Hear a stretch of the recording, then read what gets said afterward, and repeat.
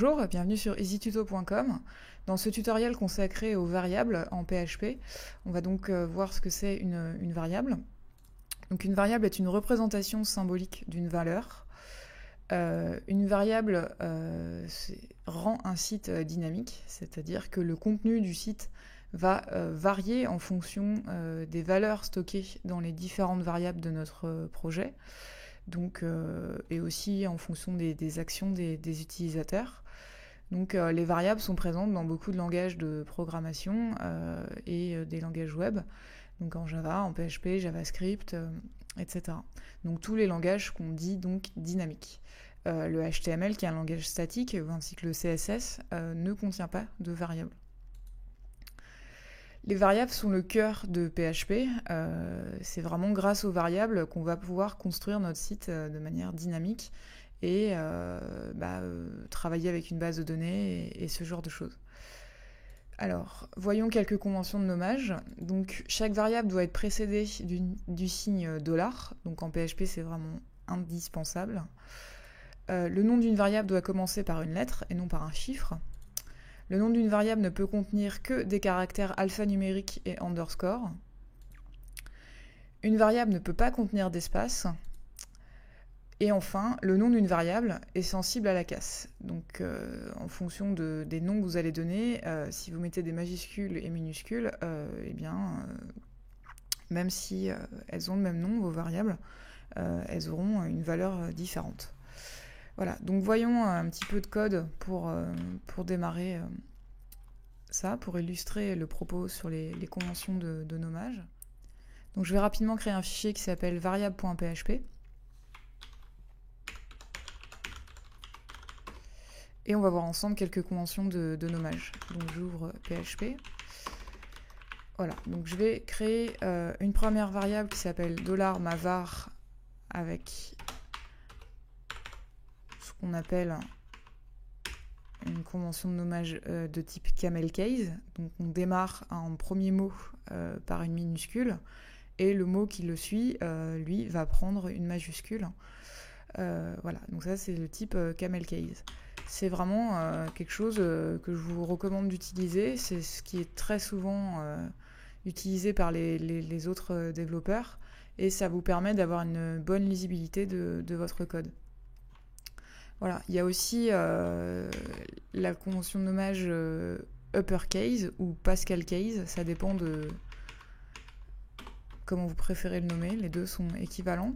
Et donc là, en fait, le début d'une variable va commencer par une majuscule, le début d'un mot dans une variable, et le mot qui le suit va aussi prendre une majuscule, et ainsi de suite. Donc ça, c'est vraiment les deux manières de nommer ces variables qui sont correctes.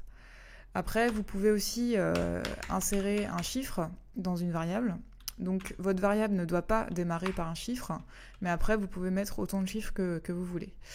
Donc voilà, donc on va faire ça comme ça. Voilà, alors déjà là pour info, je suis en train d'assigner des valeurs à mes variables. C'est-à-dire que si je veux utiliser cette variable-là, le contenu qui va m'être affiché ou employé dans mon développement, ce sera mavar, la chaîne mavar.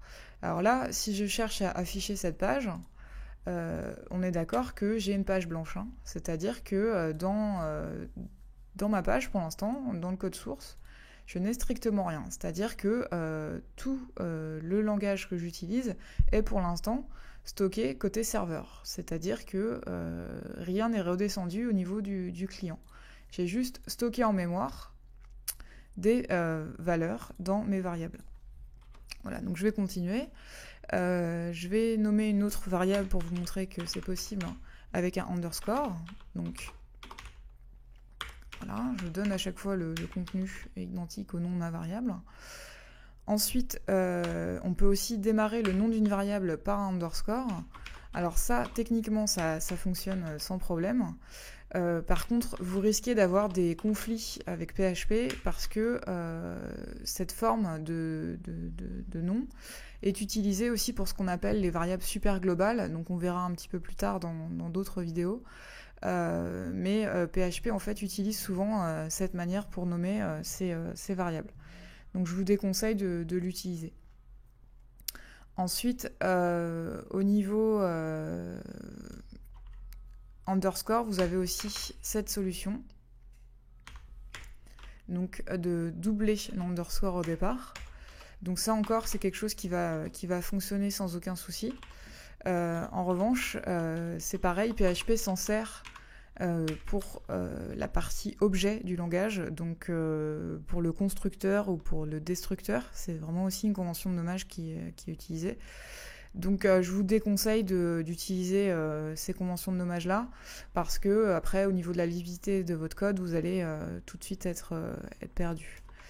Donc maintenant, on va, entre guillemets, faire redescendre du serveur les valeurs contenues dans nos variables.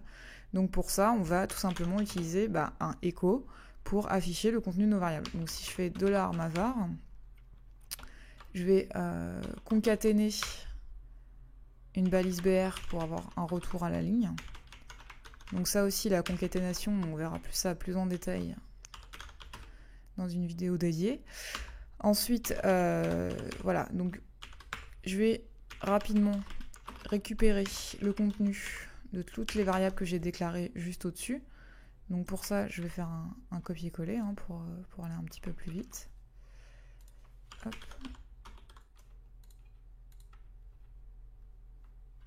Donc voilà, donc maintenant que j'ai en fait, grâce au echo, je vais redescendre donc les informations côté serveur dans mon navigateur. Donc si j'affiche ma page,